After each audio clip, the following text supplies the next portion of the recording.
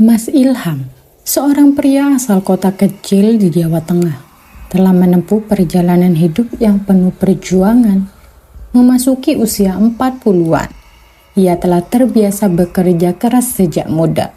Setelah lulus sekolah pada usia 20 tahun, impiannya untuk melanjutkan pendidikan ke perguruan tinggi harus terhenti karena keadaan ekonomi keluarganya yang tidak memungkinkan. Tak ingin membebani keluarganya, ia bekerja keras serabutan, mengambil pekerjaan apapun yang bisa mendatangkan penghasilan untuk membantu kedua orang tuanya. Di sela-sela kesibukan bekerja, Mas Ilham memiliki hobi memasak. Awalnya, ia hanya mencoba memasak makanan sederhana di rumahnya, seperti nasi goreng dan tumis kangkung untuk orang tuanya. Namun, kegiatan iseng ini lama-kelamaan menjadi kebiasaan yang semakin ia nikmati. Hingga suatu hari, Mas Ilham memutuskan bereksperimen dengan sate ayam dan sate kambing. Ketika hidangan tersebut ia sajikan kepada kedua orang tuanya, mereka terkesan dengan hasil masakannya.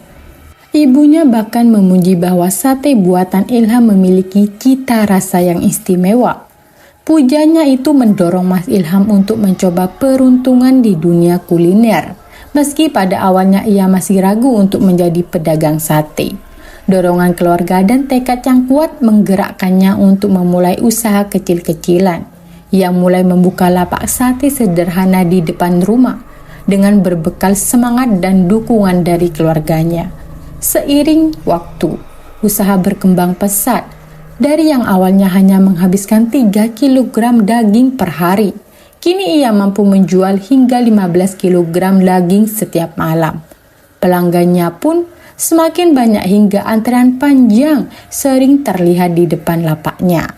Bahkan beberapa pelanggan memilih untuk memesan terlebih dahulu melalui WhatsApp atau telepon sebelum datang untuk menghindari kehabisan. Berkat kerja keras dan ketekunannya, usaha sate Mas Ilham semakin besar. Anak-anaknya pun terlibat dalam mengembangkan usaha tersebut, membuka cabang di berbagai daerah hingga merambah ke luar Pulau Jawa, seperti Sumatera. Mas Ilham pun kini menjadi pengusaha kuliner sukses dengan banyak karyawan yang membantunya menjalankan usaha. Meski telah sukses, Mas Ilham tak pernah berhenti berinovasi. Pada usia 45 tahun, ia merambah ke bisnis layanan catering yang banyak dipesan untuk berbagai acara. Bersama istrinya, ia terus mengembangkan bisnisnya dengan penuh keyakinan bahwa masa depan usaha mereka akan semakin cerah. Kini, Mas Ilham tak hanya berhasil meningkatkan taraf hidup keluarganya, tetapi juga mampu memberikan peluang pekerjaan bagi banyak orang di sekitarnya. Malam itu, seperti biasanya, Pak Yanto datang ke warung sate Mas Ilham untuk memesan sate kambing 2 porsi dan sate ayam 1 porsi. Sebagai pelanggan tetap, Pak Yanto sudah akrab dengan semua karyawan di sana. Setelah pesanan siap, ia pulang membawa bungkusan sate untuk dinikmati bersama keluarganya.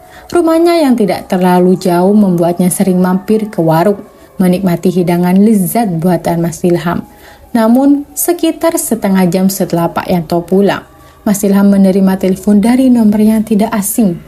Di ujung telepon, terdengar suara istri Pak Yanto dengan nada yang agak serius, menyampaikan keluhan bahwa sate yang mereka pesan kali ini terasa keras dan tidak seperti biasanya. Mas Ilham terkejut mendengar keluhan itu. Setelah meminta maaf, ia menawarkan agar sate tersebut dibawa kembali untuk diperiksa. Tetapi istri Pak Yanto menolak dengan nada kecewa, lalu menutup telepon. Mas Ilham langsung bertanya pada para karyawannya, mencari tahu siapa yang membuat sate untuk Pak Yanto malam itu.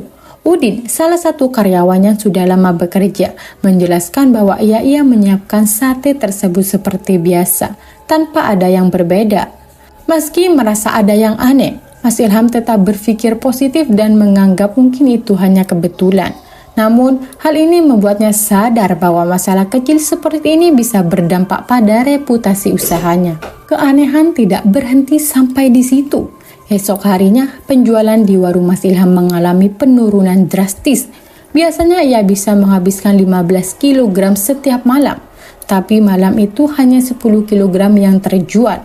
Hari-hari berikutnya, jumlah penjualan terus menurun, sementara pelanggan tampak kebingungan atau enggan mampir seperti biasanya. Mas Ilham merasa heran, usahanya yang sebelumnya selalu ramai kini perlahan-lahan mulai sepi. Bulan demi bulan berlalu dan penurunan semakin terasa. Dulu, dalam semalam, ia bisa menghabiskan hingga 15 kg daging. Kini untuk mencapai 3 kg saja sangat sulit. Warung yang biasanya tutup sebelum tengah malam, kini seringkali baru beres saat fajar menyingsing dengan banyak makanan yang tersisa. Suatu malam, ketika warungnya sepi dan karyawan-karyawannya tampak lesu dan mengantuk, Mas Ilham tiba-tiba menggerebek meja, berteriak untuk membangunkan semangat mereka. "Ayo, jangan malas-malasan, kita masih harus berjuang," teriaknya. Para karyawan yang terkejut buru-buru berusaha fokus kembali. Namun saat ia berusaha menyemangati karyawannya, tiba-tiba Mas Ilham mencium bau anyir yang aneh. "Kalian gak cium bau ini ya?" tanyanya. Tetapi karyawan-karyawannya hanya menggeleng dengan wajah bingung, tak merasakan apa-apa. Meski merasa aneh, Mas Ilham mencoba mengabaikan bau itu. Mungkin cuma perasaanku saja," gumamnya sambil menatap jalanan yang semakin sepi. Setelah beres-beres, ia pulang ke rumah dan beristirahat. Seusai sholat subuh, rasa lelah yang berat membuatnya akhirnya tertidur. Namun, malam demi malam, Mas Ilham semakin dihantui perasaan tidak tenang. Warungnya yang semakin sepi dan meski ia mencoba berbagai cara, usahanya tetap merosot. Keanehan ini membuat Mas Ilham mulai berpikir, apakah ada sesuatu yang tidak terlihat mengganggu usahanya? Dan tanpa disadari, ia pun memasuki malam-malam penuh misteri, di mana perjuangannya di dunia kuliner akan diuji dengan lebih dari sekedar resep sate yang lezat. Malam itu, setelah berhari-hari dihantui bau anyir dan penurunan penjualan, Mas Ilham akhirnya tertidur lelap karena rasa lelah yang mendera. Namun tidurnya kali ini tidaklah biasa. Dalam mimpinya, ia melihat sosok seorang perempuan muda yang berdiri di tengah lapangan kosong di samping warungnya. Lapangan itu dipenuhi rerumputan tinggi dan suasananya terasa sunyi mencekam. Perempuan tersebut tersenyum lembut ke arah Mas Ilham, seolah ingin menyampaikan sesuatu. Mas Ilham merasa tenang sejenak melihat senyuman perempuan itu. Namun tiba-tiba ketenangan itu berubah menjadi kegelisahan. Tubuh perempuan tersebut perlahan memudar, berubah menjadi sosok pocong yang menatapnya tajam, menyiratkan amarah yang membukukan. Mas Ilham merasakan hawa dingin menjalar ke seluruh tubuhnya.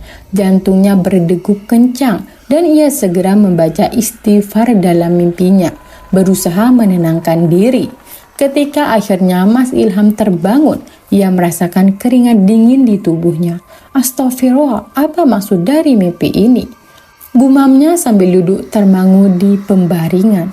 Ia berusaha mengabaikan mimpi itu, tetapi perasaan ganjil terus menggelayut di hatinya. Malam berikutnya, ketika warungnya dibuka seperti biasa pukul 6 sore, sesuatu yang tidak biasa terjadi. Hingga pukul 9 malam, tidak satupun pelanggan datang.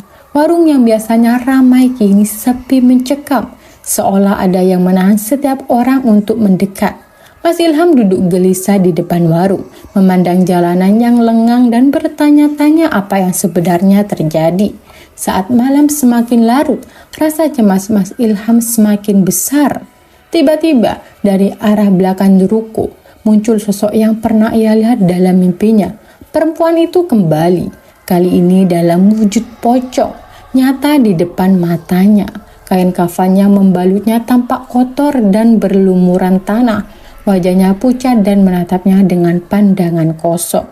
Kehadiran sosok pocong itu membuat para karyawan yang awalnya tidak menyadari apapun kini melihat jelas keberadaannya. Mata mereka terbelalak, tubuh mereka gemetar, dan tak satu pun yang berani bersuara.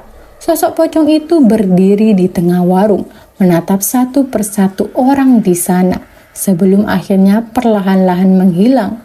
Malam itu, setelah kejadian mengerikan tersebut, Mas Ilham mulai menyadari bahwa mungkin ada sesuatu yang tidak terlihat di balik semua kemalangan yang menimpa warungnya. Mas Ilham merasa semakin gelisah dengan situasi usahanya setelah beberapa malam terus dihantui oleh mimpi-mimpi aneh dan kehadiran pocong di warungnya. Ia memutuskan untuk mencari bantuan dari seseorang yang bisa memahami dunia spiritual. Ia teringat pada ustadz bernama Pak Dadang yang dikenal bijak dan sering dimintai nasihat oleh warga sekitar. Pagi itu, setelah subuh, Mas Ilham menemui Pak Dadang di rumahnya. Dengan nada ramah, Pak Dadang menyambutnya dengan mendengarkan semua cerita Mas Ilham dengan seksama. Mas Ilham menceritakan setiap kejadian, dari bau anyir yang sering tercium hingga mimpi-mimpi yang menyeramkan. Pak Dadang mengernyitkan alis mendengarkan dengan perhatian penuh. Ada yang iri atau dengki ya terhadap usaha kamu, Mas Ilham, ujar Pak Dadang setelah berpikir sejenak. Tapi bisa jadi ini bukan sekedar gangguan biasa. Pak Dadang meminta Mas Ilham untuk menuliskan namanya dan informasi tentang warungnya di secari kertas. Ia juga meminta foto tempat usahanya. Dengan segera, Mas Ilham mengeluarkan ponselnya dan menunjukkan beberapa foto warungnya kepada Pak Dadang. Ustadz Dadang mengamati foto-foto itu sejenak, lalu meminta izin untuk pergi ke kamarnya sebentar. Di kamar, Pak Dadang melakukan doa dan ritual sederhana untuk mendeteksi gangguan yang mungkin ada. Ketika ia kembali, wajahnya tampak serius. Mas Ilham, saya melihat ada sesuatu yang tidak beres di warung itu. Mungkin ada unsur sihir yang sengaja diletakkan di sana. Ini bukan masalah biasa dan butuh upaya yang kuat untuk membersihkannya. Mas Ilham terkejut mendengar ini. Apa yang harus saya lakukan, Pak? Tanyanya penuh harap. Ikuti beberapa amalan dan zikir yang saya berikan, dan saya akan datang ke warungmu malam ini untuk memeriksa lebih lanjut. Jangan khawatir, insya Allah kita bisa mengatasinya, jawab Pak Dadang dengan penuh keyakinan. Malam harinya, Pak Dadang datang ke warung Mas Ilham dan mengadakan doa bersama, meminta perlindungan dan keberkahan untuk tempat tersebut. Setelah beberapa waktu, bau anyir yang selama ini mengganggu mulai menghilang dan ketenangan perlahan kembali ke warung Mas Ilham. Pelanggannya pun mulai berdatangan kembali. Namun sejak saat itu, Mas Ilham selalu berhati-hati dan tak henti bersyukur, menjaga usahanya dengan penuh waspada agar kejadian serupa tak terulang kembali. Mas Ilham teringat kejadian aneh yang sering terjadi di sekitar warungnya, membuatnya yakin ada sesuatu yang tak kasat mata yang mengganggu tempat usahanya. Ia sering mendengar cerita dari warga sekitar tentang pengendara motor yang mendadak mengerem karena melihat sosok misterius yang melintas. Bahkan pernah ada mobil yang tergelincir setelah sopirnya merasa melihat bayangan perempuan melintas di jalan. Setelah menceritakan semua kejadian itu kepada Ustadz Dadang, Ustadz itu mengangguk penuh pengertian. Baiklah Mas Ilham, malam nanti kita akan coba selesaikan masalah ini. Kita bertemu di lapangan kosong dekat warungmu pukul 12 malam. Saya akan bantu dengan doa dan sedikit usaha untuk menenangkan tempat itu. Malam harinya, Mas Ilham merasa tegang saat berjalan menuju lapangan yang remang-remang. Ustadz Dadang sudah menunggu di sana dengan membawa perlengkapan yang dibutuhkan. Mereka mulai meramalkan doa-doa sambil mengelilingi area tersebut. Tiba-tiba, dari balik pepohonan, Mas Ilham melihat sesosok perempuan berbaju putih yang tampak pudar di kegelapan malam. Sosok itu tampak menyedihkan dengan wajah yang seolah-olah menyeratkan rasa pilu. Mas Ilham merasakan desiran dingin yang membuat bulu kuduknya berdiri. Sosok itu mulai berbicara dengan suara yang lirih dan memilukan. Saya meninggal di sini bertahun-tahun yang lalu. Tolong sempurnakan arwah saya. Saya masih teringat di tempat ini. Mendengar pengakuan tersebut, Ustadz Dadang segera membacakan doa-doa untuk memohon ampunan dan ketenangan bagi arwah tersebut. Ia mengajak Mas Ilham untuk meletakkan garam kasar dan air cucian beras yang sudah didoakan di sekitar lapangan. Kita lakukan ini sebagai upaya membersihkan area ini dari energi negatif. Semoga usaha ini bisa membawa ketenangan dan mengusir hal-hal yang mengganggu. Jelas Ustadz Dadang dengan nada lembut namun tegas. Setelah mereka selesai, Ustadz Dadang menutup dengan doa agar usaha Mas Ilham dijauhkan dari gangguan. Sejak malam itu, suasana di sekitar warung Mas Ilham menjadi lebih tenang.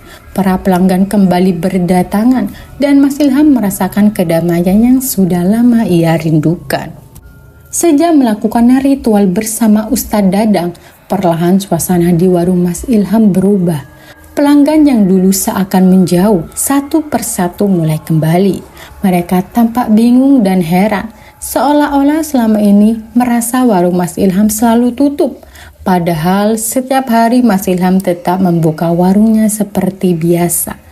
Suasana yang kini ramai membuat Mas Ilham semakin bersyukur dan semakin yakin bahwa segala sesuatu harus dijalani dengan niat baik, kerja keras dan kesabaran. Apapun gangguan yang mungkin datang, baik berupa tantangan nyata maupun yang tidak terlihat, semua dapat dihadapi selama ia tidak menyerah dan tetap melibatkan doa dan usahanya. Mas Ilham sadar bahwa kesuksesan bukan hanya soal kerja keras, tetapi juga keberkahan. Dari pengalaman ini, ia belajar bahwa yang diberikan kepada orang lain dengan niat baik akan kembali membawa kebaikan dalam bentuk yang berbeda. Warungnya kini tidak hanya ramai, tetapi juga menjadi tempat yang lebih nyaman dan penuh keberkahan, membuat Mas Ilham merasa bahwa usahanya telah berada di jalan yang benar. Dan dengan penuh rasa syukur, Mas Ilham berkomitmen untuk tetap menjaga semangatnya dan menjalankan usahanya dengan ikhlas.